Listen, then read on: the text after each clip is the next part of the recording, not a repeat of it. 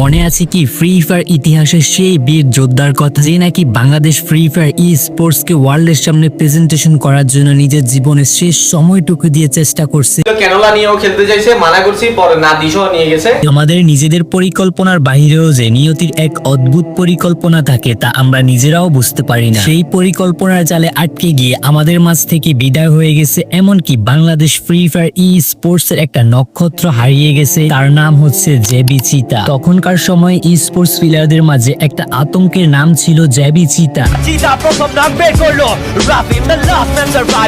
তখন থেকে এই পর্যন্ত বাংলাদেশ ফ্রি ফায়ার ই স্পোর্টস কমিউনিটির মধ্যে কতই না স্পোর্টস টিম গড়ে উঠছে, এমনকি কতই না স্পোর্টস প্লেয়ার তৈরি হয়েছে, কিন্তু অডিয়েন্সটা এখন আর আগের মতো এদের মধ্যে স্পেশালিটি কোনো কিছুই খুঁজে পাচ্ছে না। তৌহিদুল ইসলাম সিয়াম হার না মানা এক যোদ্ধা, সে অসুস্থ ছিল, এমনকি হাসপাতালে বেডে শুয়েছিল, আর একটা মেজর অপারেশনও হয়েছে। অবাক করা বিষয় হলো তার ফুসফুস থেকে পানি বের করা হয়েছে। তখনকার সময় একটা টুর্নামেন্ট হয়েছে এফএফবিসি নামে। চিতা এই অসুস্থ শরীর নিয়ে পুরো এফএফবিসি টুর্নামেন্টটা শেষ পর্যন্ত খেলছে। সে হার মানতে রাজি না, সে হার মানতে পারে না। তার ছিল অনেক স্বপ্ন, সে জিতে আসবে, জয় করবে পুরো বিশ্ব, কিন্তু সে পারলো না। তার অসুস্থতার কাছে সে হেরে গেল। তার জীবনের সকল স্বপ্ন তার ফুসফুসের পানির সাথে অটল ঢেউয়ে চলে গেল। সে যুদ্ধ করেছে, জীবনের শেষ দিন পর্যন্ত সে যুদ্ধ করেছে তোমাদের জন্য, আমাদের জন্য, আমাদের বাংলাদেশের জন্য, ফ্রি ফায়ার ই স্পোর্টস কমিউনিটির জন্য। মনে রাখবো আমরা তোমায় চিরকাল, মনে রাখবে বাংলাদেশ ফ্রি ফায়ার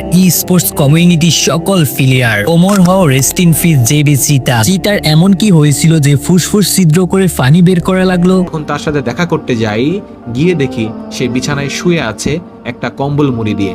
তার কপালে আমি হাত দিলাম, হাত দিয়ে দেখি তার শরীরে প্রচন্ড পরিমাণে জ্বর। তাকে আমি জিজ্ঞেস করি, ভাই তোমার কি হয়েছে? তখন সে বলে হাসতে হাসতে, ভাই কিছুই হয় নাই, জাস্ট এখানে একটা ছিদ্র করছে আমার পিঠে, ফুসফুস থেকে পানি বের করছে। আমি বললাম হোয়াট?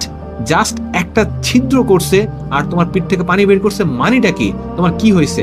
বলে ভাই আমার এখানে পানি জমছে। আমি বললাম এই কন্ডিশনে তুমি এখানে কিভাবে আসলা? তখন চিতা আমাকে বলে, ভাই এটার পিছনে অন্য একটা কাহিনী আছে।